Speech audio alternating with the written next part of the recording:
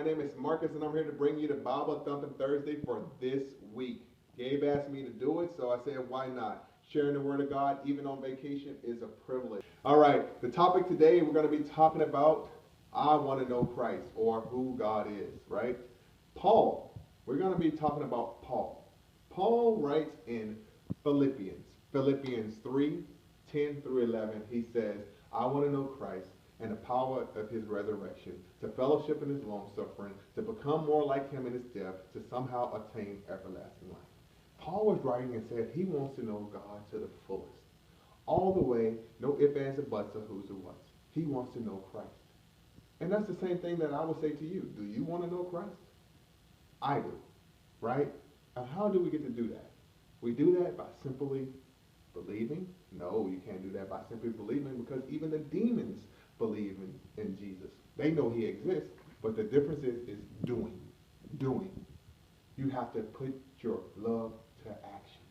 That's knowing who a person is. Just like what you say, I love my wife, or I love my husband.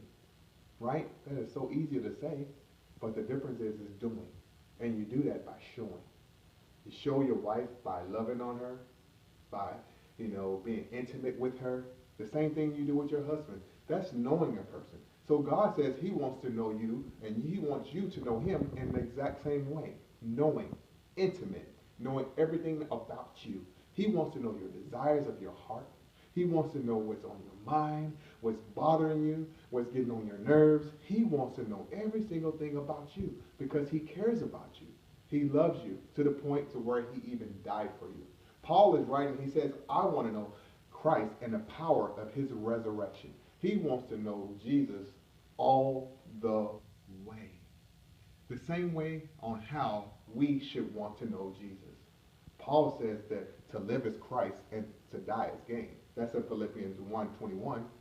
Do you want to know Christ in that way? That means that you have to shed yourself, right? You have to get rid of yourself. Get rid of your flesh. Let your spirit come up. And the fruits of the Spirit, everyone knows the fruits of the Spirit. Love, peace, patience, kindness, goodness, gentleness, self-control, right? Those are all attributes of who God is. And to know him is to do every single one of those things. I want to know Jesus. Do you? The question remains, how far are you willing to take it to know who Jesus is?